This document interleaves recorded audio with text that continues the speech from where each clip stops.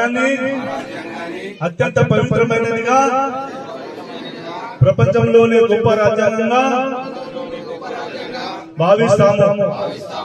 మాకు సార్వభౌమత్వ, సామ్యవాద, లౌకిక, ప్రజాస్వామ్య, గణతంత్ర రాజ్యాంగం నిర్మించుకోవడానికి సాంఘిక, ఆర్థిక, రాజకీయ న్యాయాన్ని, ఆలోచన, భావ ప్రకటనను, అంతస్తుల్లోనూ అవకాశాల్లోనూ సమానత్వాన్ని కల్పించడానికి కుల, మత, ప్రాంత, వర్ణ, లింగ, ధనిక, పేద లాంటి ఏ రకమైన భేదాలు లేకుండా అందరికీ సమాన హక్కులు, బాధ్యతలు రాజ్యాంగం కల్పించింది.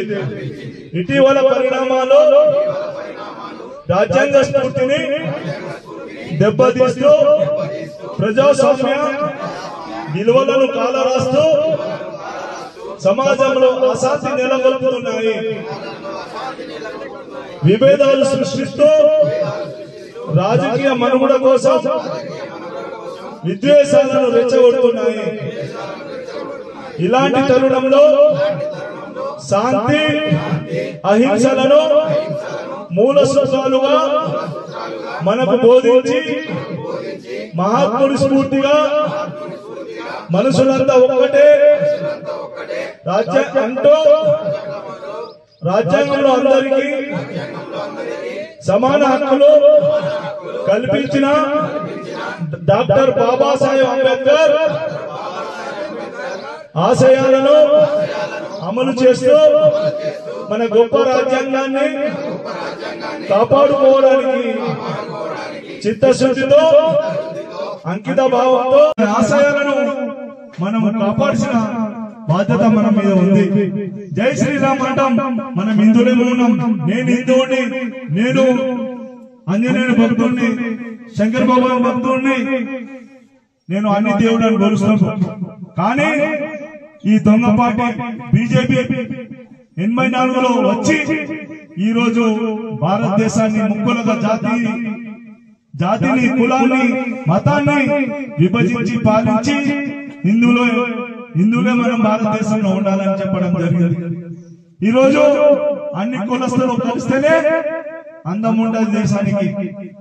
సపోజ్ ఒక తోటలో రకరకాల పూలు ఉంటే ఆ తోట ఎంత మంచిగా అనిపిస్తుందో ఆ విధంగా అన్ని కులాల వాళ్ళు మనం ఉంటే భారతదేశం, మన గ్రామం కూడా అంతే అందంగా ఉంటది అని తెలియజేస్తూ ఈ సంస్కృతిని, మన భారతదేశాన్ని, భారత రాజ్యాంగాన్ని కాపాడాల్సిన బాధ్యత మన అందరి మీద ఉన్నదని తెలియజేస్తున్నాను.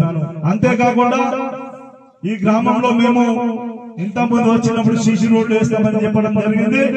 ఇచ్చిన మాట ప్రకారం 2 సీసీ రోడ్లు అయితే వేయడం జరిగింది.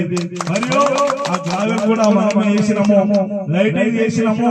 మరి ఆ ఇసురు గోడలు కూడా మనము సీసీ రోడ్ వేయడం జరిగింది. మీకు నేను అండగా ఉన్నా, మీరు కూడా మా కాంగ్రెస్ పార్టీకి నాకు అండగా ఉంటారని తెలియజేస్తున్నా. మరి అదే విధంగా ఈ రోజు బీసీలో జనాభాలో చాలా శాతం ఉన్నారు. సగం కంటే ఎక్కువ మంది బీసీలు ఉన్నారు. మన స్వాతంత్రం వచ్చినప్పటి నుంచి బీసీలకు అన్యాయం జరుగుతుంది.